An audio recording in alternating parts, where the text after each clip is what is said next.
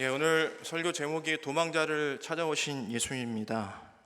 도망자가 누구인지는 알 수 없지만, 아직 알 수는 없지만 잠시 후에 알게 되시게 되십니다. 그가 누군지 알 수 없지만 그를 만났던 예수님, 그리고 예수님과 만났던 도망자의 마음, 그 마음을 중심으로 또 말씀 함께 들었으면 좋겠습니다. 우리 좌우 옆 사람 이렇게 인사하며 또 나아갔으면 좋겠습니다. 만나서 반갑습니다. 이렇게 인사했으면 좋겠습니다. 웬 뜬금없이 만나서 반갑습니다라는 인사냐면, 여러분 최근에 만났던 사람들 중에, 또 지인들 중에 가장 가슴이 따뜻했던 만남이 어떤 만남이셨습니까? 가장 최근에 우리 코로나 때문에 마음껏 만나지 못하지만 그 안에서도 만났던, 그래도 신라 같은 희망으로 만났던, 또 기쁨을 만났던 그분들 중에 가장 기억에 남는 만남은 어떤 만남이십니까? 오래된 친구일 수도 있겠고, 또 어려운 순간을 함께 지나와 오늘까지 이뤘던 그런 지인일 수도 있겠고, 또 나에게 귀한 은혜를 주었던 그 누군가의 만남일 수도 있겠습니다. 오늘 본문 속에 베드로가 그 마음으로 예수님을 다시 만났습니다. 그리고 오늘 예수님께서 말씀을 통해 베드로를 찾아가셔서 만나셨던 그 마음으로 예수님께서 우리와 만나시고 싶어 하십니다. 오늘 말씀 함께 들으면서 그 예수님과 깊은 만남의 시간을 가지는 우리 모두가 되었으면 좋겠습니다. 예수님께서 잡히시던 어두운 밤이었습니다. 베드로를 비롯한 예수님의 모든 제자들은 뿔뿔이 다 흩어졌습니다. 모두 도망하였습니다. 그들은 메시아로 믿고 따르던 그 선생님이 너무나 무기력하게 잡혀가시는 모습을 보게 되었습니다. 먼 발치에서 바라볼 수밖에 없었습니다. 할 수 있는 것이 아무것도 없었습니다. 그리고 자신이 예수님과 같이 붙들려서 잡혀가게 될지 몰랐기 때문입니다. 앞으로 무엇을 어떻게 해야 하나, 그런 막막함들이 그들의 마음속 깊은 곳에 또 찾아오기 시작했습니다. 로마 군병들에게 자신도 어떻게 될지 모른다는 그런 두려움이 크게 엄습해 오고 있는 순간이었습니다. 바로 이런 마음으로 예수님을 바라보고 있었을 것입니다. 메시아라면 그렇게 쉽게 잡혀가지 않았을 텐데 어떻게 그렇게 무기력하게 잡혀가시는 것인가? 나는 3년 동안 환상에 속고 있었던 것인가? 이런 질문들을 자신들에게, 스스로에게 던지면서 몸을 피해 어디론가 그들은 향하고 있었습니다. 예수님은 생전에 예고하신 대로 십자가에서 죽으셨다가 3일째 되던 안식구 첫날, 그날에 부활하셨습니다. 부활하셔서 막달라 마리아에게 제일 처음 보이시고, 그리고 흩어졌던 제자들을 찾아가십니다. 흩어졌던 제자들, 더 정확하게 표현하자면 도망갔던 제자들, 그들을 찾아가신 것입니다. 두려움, 막막함, 수치심, 후회, 그런 견딜 수 없는 복잡, 미묘한 그러한 심경들이 그들의 마음을, 제자들의 마음을 가득 채우고 있었을 것입니다. 예수님은 공생의 기간 동안 제자들에게 3번이나 반복해서 자신의 죽음과 부활에 대해서 예고하신 바가 있습니다. 제자들 중에 베드로는 구원자로 오신 예수님을 완전히 이해하지 못하고 있었는데, 예수님의 그러한 순한 예고에 주님, 그리 마옵소서, 그런 말씀하지 마시옵소서 라고 하는 어리석은 반응을 보였습니다. 그때 예수님이 어떻게 말씀하셨죠? 사탄아, 내 뒤로 물러가라. 내가 하나님의 일을 생각하지 아니하고 도리어 사람의 일을 생각하는도다 하시며 베드로를 크게 꾸짖으신 바가 있습니다. 예수님의 제자들은 메시아로 오신 예수님을 그렇게 온전히 이해하지 못했습니다. 예수님이 죽으시기 전까지 제자들은 예수님을 정치적인 메시아로만, 구원자로만 이해하고 있었습니다. 그가 로마 정부를 신적인 능력으로 전복시키고 우리 민족을 해방시켜 주실 것이라 그렇게 기대하였습니다. 그들이 이해하고 따르던 메시아는 그러한 이미지였습니다. 그래서 예수님께서 무려 세 번이나 반복해서 순환 예고를 하셨을 때에도 예수님의 그 말씀을 귀담아 듣지 않았습니다. 우리 흔히 쓰는 말로 한 귀로 듣고 한 귀로 흘려버렸던 것입니다. 왜 저런 말씀을 하실까 생각하였고, 심지어 그들은 예수님께서 그렇게 말씀하신 때에도 자기들 안에서 누가 더 크냐 하는 서열 논쟁이나 하고 있었습니다. 아주 어리석었습니다. 예수님께서 군인들에게 붙들으시는 그 순간 그들은 아주 큰 패닉에 빠져 그만 모두 도망하였습니다. 그들에게 선생이신 예수님께서 붙들려 가는 그 장면보다 자신들의 안위를 더 먼저 생각하는, 그것밖에 생각할 수밖에 없는 그러한 약한 존재들이었습니다. 이렇게 제자들이 예수님의 죽음과 부활을 온전히 이해하지 못했기에 그들은 예수님이 실제로 부활하셔서 그들 앞에 나타나셨던 그때에도 별 감흥이 없었습니다. 부활하신 예수님을 뵙고 그 소식을 전하러 온 막달라 마리아의 말을 처음에는 믿지도 않았지요. 무덤에서 예수님의 시신이 없어진 것을 확인했을 그때에도 그들은 예수님의 예고한 대로 부활하셨다는, 정말로 실제로 부활하셨다는 생각을 하지 못하고 근심과 혼란에 쌓여 고향으로 돌아갈 뿐이었습니다. 엠마오로 가는 길에서 그들에게 다가와 대화하는 이가 부활하신 예수님이라는 사실도 몰랐던 제자들도 있습니다. 예수님과 가장 가까운 거리에서 진리를 듣고 배우고 그것을 따른다 하던 그들이 실은 얼마나 그 예수님에 대해서 무지하였는지 우리는 짐작할 수 있는 그런 모습입니다. 오늘 본문의 주인공은 그런 제자들 중에서 수제자로서 예수님의 곁을 바로 옆에서 보좌하였던 베드로입니다.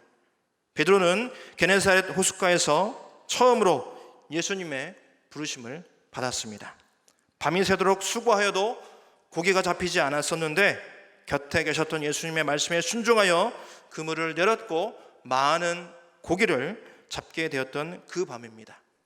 이제부터 너는 이 많은 고기가 아닌 이제 사람을 낚는 어부가 될 것이다 라고 하신 예수님의 그 말씀을 듣고 곧바로 제자가 되었습니다.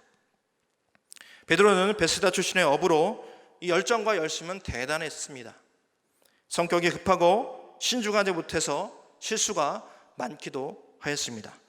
예수님의 순환 예고에 그 뜻을 깊이 생각하지 못하고 주님 그런 말씀하지 마십시오 라고 하여 예수님께로부터 사탄아 내 뒤로 물러가라 라는 꾸지람을 듣기도 하였습니다.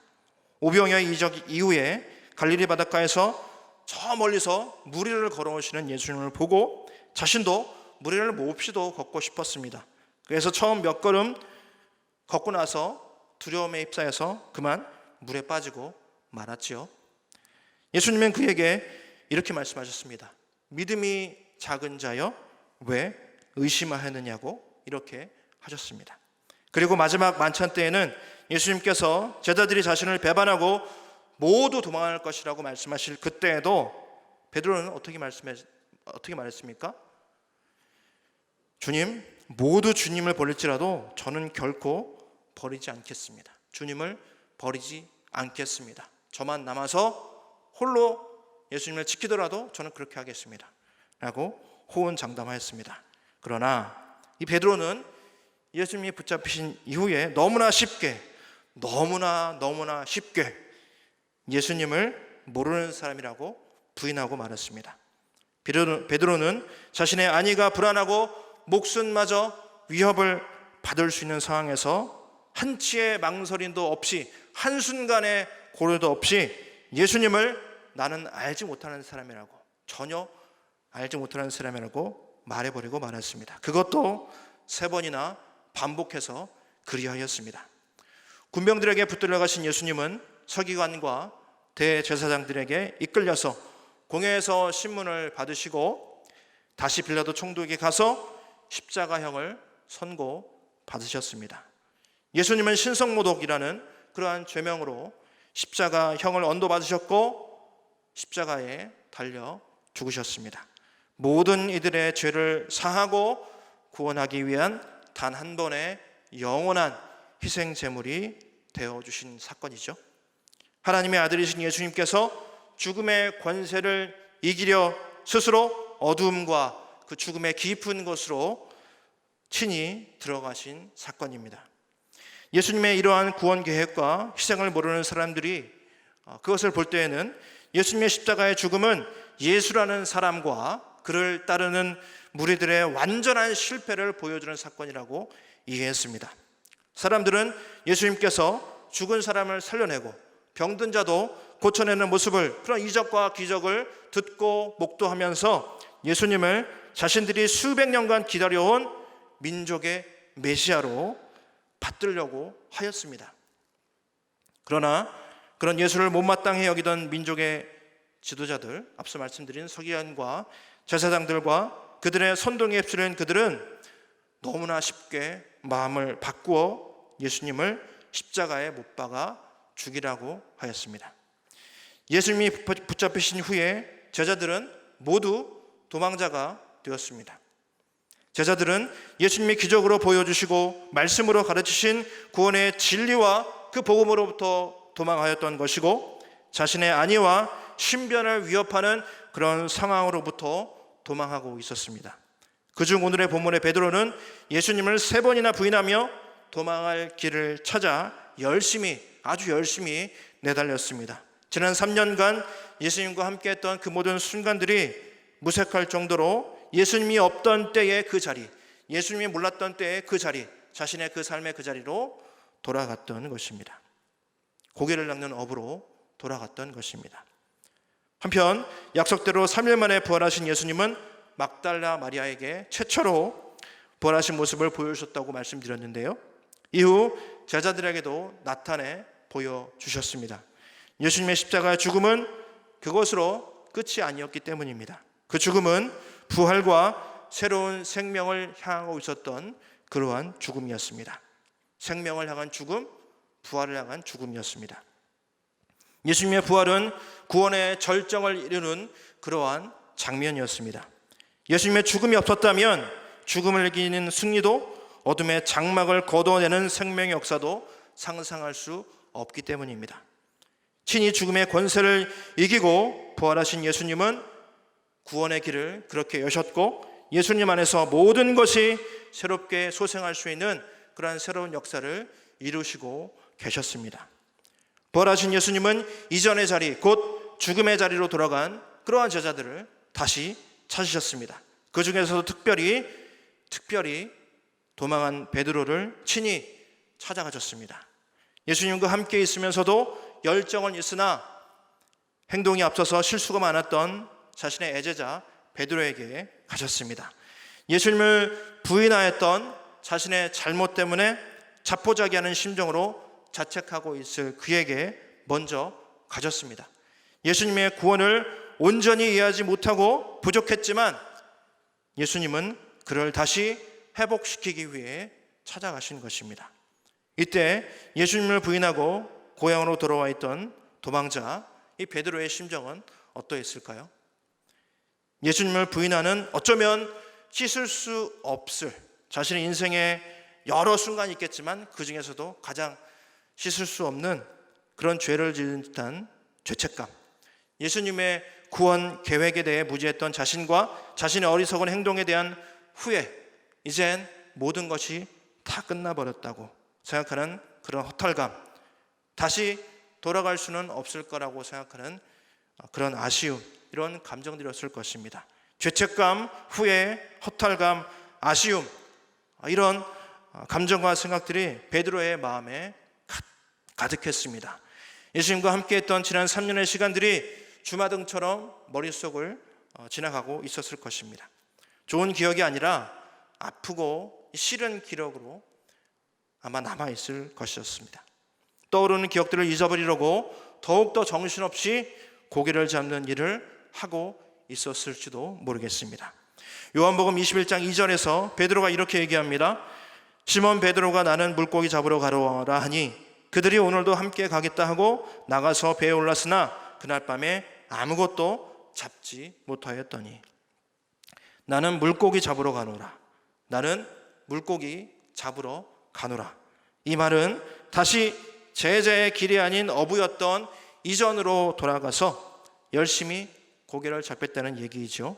단순히 다시 어부가 되겠다는 의미는 아닙니다. 지난 3년 동안 제자로 살았던 삶을 이제 지나가 버린 아프고 시린 기억으로 남기겠다는 그런 말입니다. 도망 온 베드로의 심정을 잘 드러내는 그런 표현이라 할 수 있겠습니다. 베드로가 이런 상태로 있을 때 부활하신 예수님은 그를 처음 부르셨던 그 갈릴리 바닷가 그곳에서 다시 만나 주십니다. 예수님은 고기를 낚는 어부로 돌아간 베드로를 사람을 낚는 어부로 다시 부르려고 하신 것 같습니다. 그때 그 장면을 다시 떠올려 봅니다. 베드로를 처음 보실 때 그는 밤이 새도록 수고하였는데 고기를 잡지 못했습니다. 예수님께서 깊은 데로 가서 그물을 내리고 고기를 잡으라고 말씀하셨지요. 말씀에 의지하여 그물을 내린 베드로는 그물이 찢어질 정도로 고기를 아주 많이 잡았습니다. 베드로는 이 일을 계기로 모든 것을 버려두고 예수님을 따르는 제자가 되었던 것이지요. 오늘 본문 앞부분에서 1절부터 14절까지의 장면을 보시면요, 베드로를 처음 부르셨던 이 장면과 오버랩되는 부분이 있습니다. 예수님을 버리고 귀향한 베드로가 다시 어부로 돌아간 어느 날, 베드로는 그날도 3년 전에 그랬던 것처럼 밤새 아무것도 잡지 못했습니다. 예수님께서 저 멀리서 배 오른편으로 그물을 던지라 하는 말씀을 하셨는데 베드로와 그의 일행은 이 말을 한 사람이 예수님인 줄은 아직 몰랐습니다. 그의 말대로 배 오른편에 그물을 내렸지요. 한가득 153마리의 물고기를 잡게 되었습니다. 순간 이때 옆에 있던 일행 중 함께 따랐던 그 친구가 베드로에게 말합니다. 저기 저분은 예수님이시다. 저기 저분은 예수님이시다. 이 한마디가 베드로의 잠들었던 기억을 일깨우게 됩니다. 베드로는 어부로 지금 돌아와 있지만 많은 후회와 자책 속에서 예수님을 아픈 마음으로 그리워하고 있었습니다. 친구의 이 말에 베드로는 주저함 없이 겉옷을 두르는 예의를 갖추고 더 빨리 가서 예수님을 뵈려고 배에서 내려 뛰어갑니다. 지금 물에서 배까지 거리는 약 200규빗, 오늘날의 단위로 얘기하면 약 90m가 되겠습니다. 이런 거리였습니다. 그리 깊지 않은 지점이었고 배는 153마리의 고기를 싣고 오느라 속도가 느렸습니다. 그래서 베드로는 내려서 빨리 뛰어가서 한순간이라도 빨리 예수님 앞에 가고자 했습니다. 베드로는 힘껏 달려가 너무나 하고 싶었지만 하지 못했던 말, 그 말을 예수님께 하고 싶었습니다. 예수님, 죄송합니다. 제가 주님을 오해했습니다. 주님의 구원을 오해했습니다.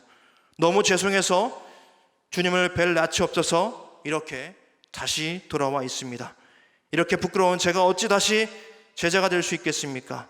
저의 아니만 생각하여 예수님을 부인했던 저를 용서해 주십시오. 예수님은 그동안 아무 일도 없었던 것처럼 밤새 수고한 이 베드로 일행을 위해서 조반을 준비하십니다. 생선과 떡으로 예수님은 그들을 먼저 먹이셨습니다. 아무 말씀도 하지 않으시고 먼저 그들에게 먹이셨습니다. 베드로에게도 아무것도 묻지 않으셨습니다. 베드로야, 너의 모든 것을 알고 너의 모든 것을 이해하고 너의 모든 것을 용서한다. 마치 이렇게 하시듯이 말없이 그의 마음을 어루만지시는 순간이 지나가고 있었습니다. 예수님은 베드로의 그 부르심을 다시 새롭게 하시고 회복시키고 계셨습니다.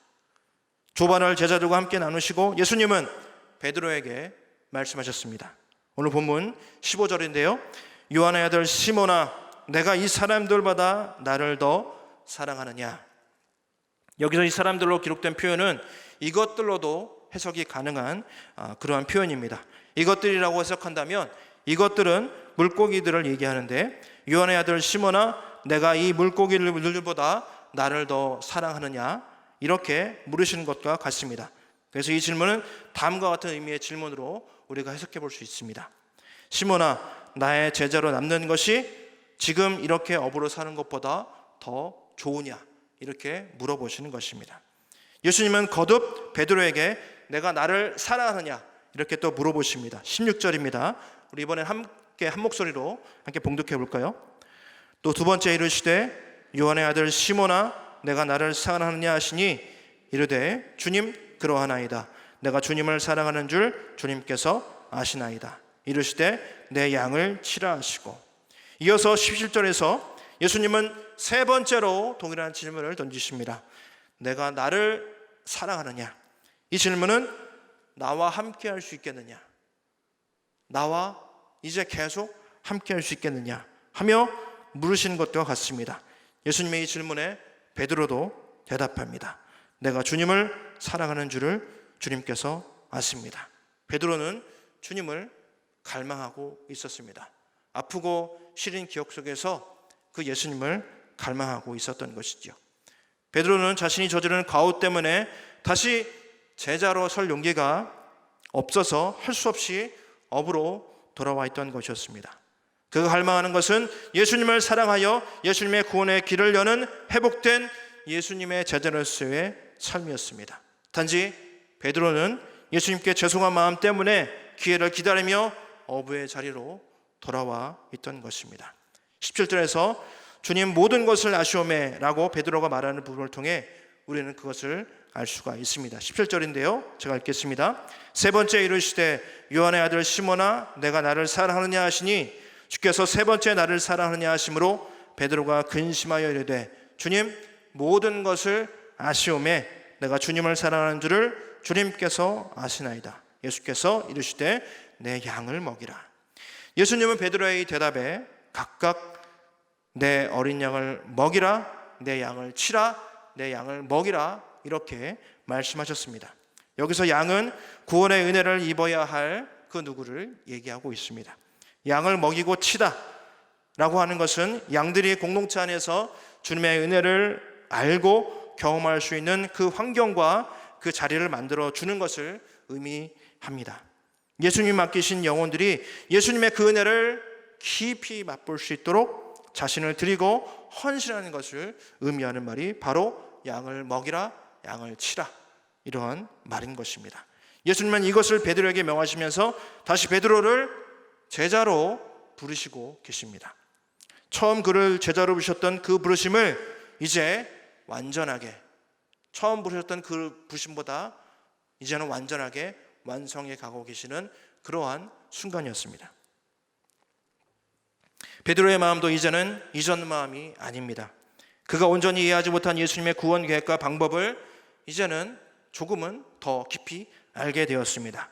자신이 저지른 잘못과 부활하셔서 자기를 찾아오신 그 주님을 통해, 그 만남을 통해 깨닫게 되었습니다. 그리고 다시 찾아오신 주님의 조반을 먹으며 내가 나를 사랑하느냐, 내가 나를 사랑하느냐 이렇게 세 번이나 물으시는 예수님의 그 물음에 응답하면서 그 부르심에 완전하게 응답하고 있는 순간입니다.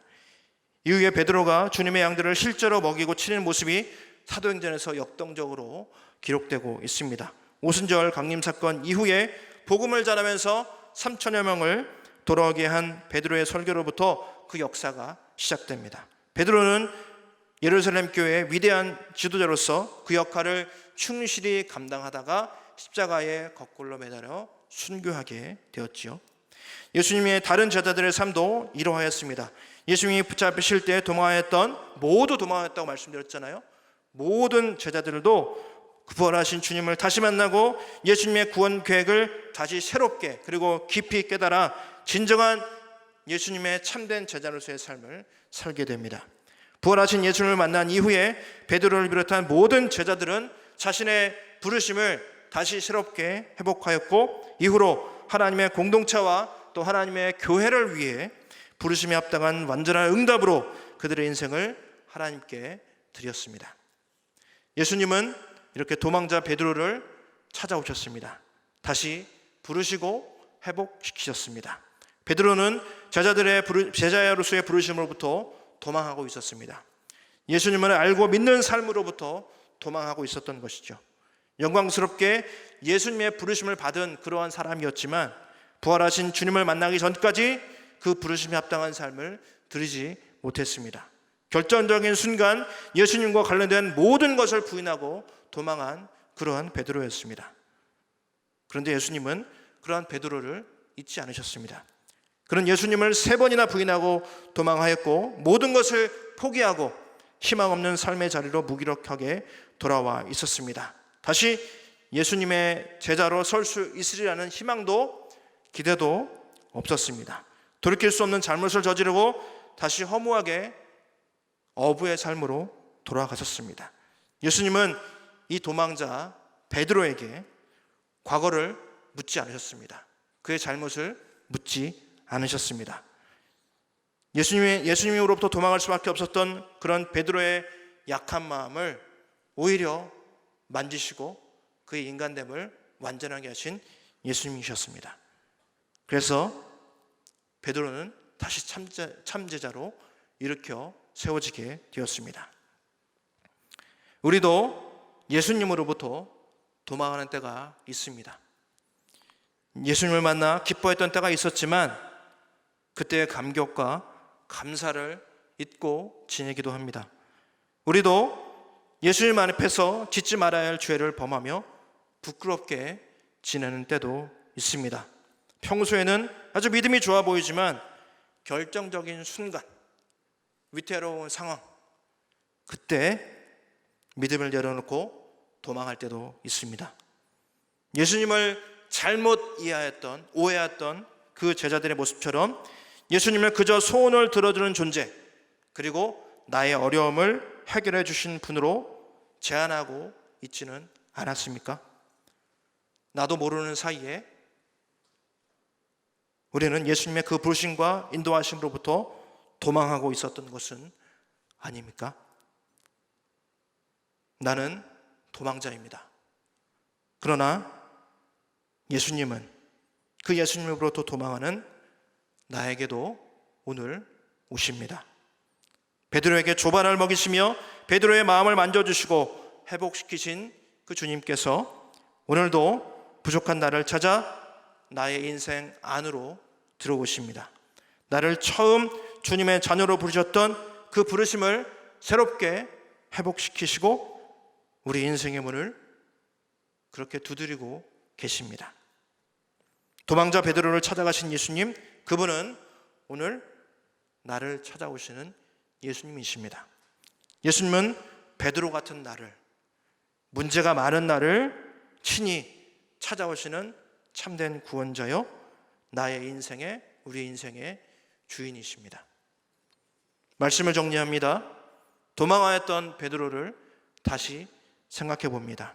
처음에는 예수님의 부활이 베드로의 그 자신의 부활로 이어지지 못했습니다. 그러나 예수님께서 도망자 베드로를 찾아오시고 회복시켜 주셔서 예수님의 그 부활이 베드로의 부활로 이어졌습니다. 그리고 오늘 이 말씀을 통해 예수님의 부활은 우리의 부활로 이어지게 하십니다. 예수님의 죽음은 부활을 향하고 있었다고 말씀드렸습니다. 생명을 향한 죽음이었다고 말씀을 드렸습니다. 마치 죽음과 같은 우리 인생의 일들은 우리의 부활을 향해 있다는 것을 기억하시기 바랍니다. 예수님의 부활이 우리의 부활이 되기 때문입니다. 도망자를 찾아오시는 예수님, 도망하는 나를 찾아오는 예수님이십니다. 그분으로 인해 더 채울 것이 없는 풍성한 은혜 가운데, 그리고 하나님과의, 예수님과의 뜨거운 만남 가운데 녹록지 않은 인생길을 걸어가는 우리 모두가 될 수 있기를 소망합니다. 도망자를 찾아오신 예수님, 그것은 나를 찾아오신 사랑하는 우리 주님이십니다. 기도하겠습니다. 사랑의 하나님, 말씀을 통해 우리에게 다가와 주시니 감사합니다. 다시 일어서게 하시고 다시 회복시켜 주시고 다시금 주님의 제자로 일어서는 우리 모두가 될 수 있도록 축복하여 주시옵소서. 예수님의 이름으로 기도드리옵나이다. 아멘.